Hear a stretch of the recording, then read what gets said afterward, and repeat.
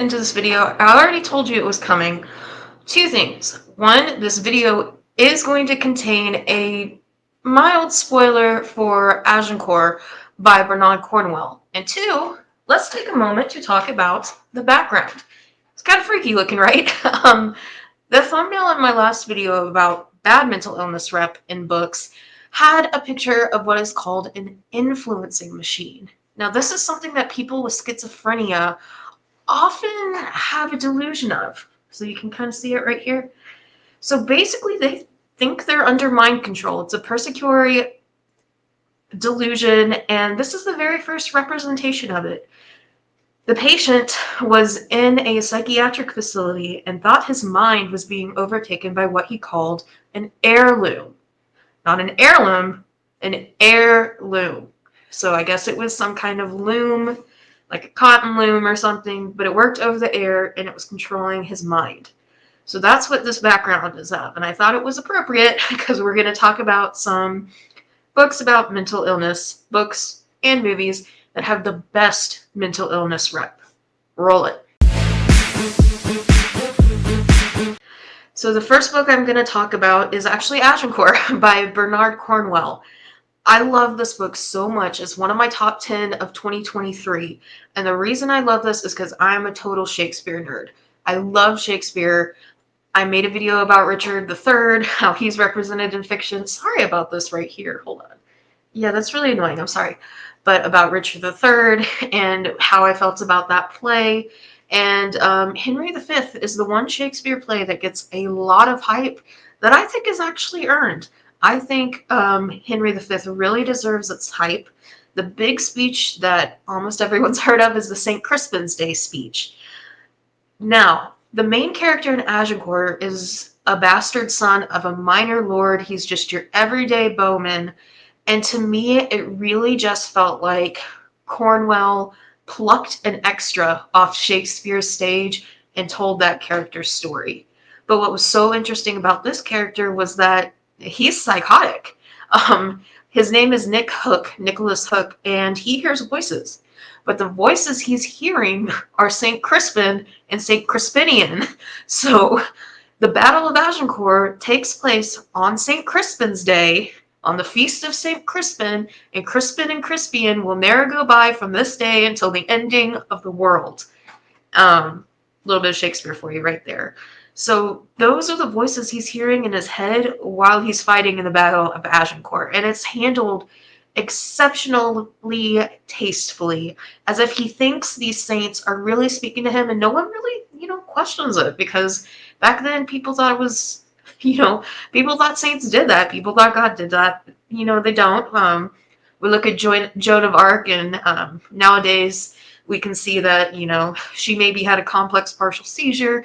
Maybe she too was psychotic. So that's going to bring us to our next book, which is Joan.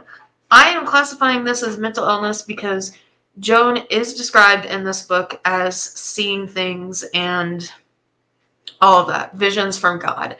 Visions from God, visions from the saints. Nowadays, we know that that's just a psychotic episode. So the way this handled Joan of Arc, and it really was more like a singular event in this book. It was a complex partial seizure. She had her seizure, but there was no like flowing prose. There was no beautiful visions of heaven. It was just she passed out and she wakes up and she's like, oh, it's a sign from God. I have to go deal with England. And it actually doesn't go all the way to her execution, which was really, really cool. The only thing I really knew about Joan of Arc before this was that, one, she was French, and two, the English executed her. She burned to death.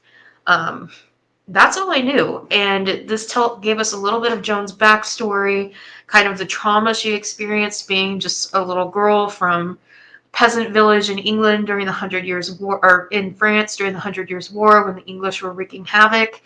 And it was wonderful.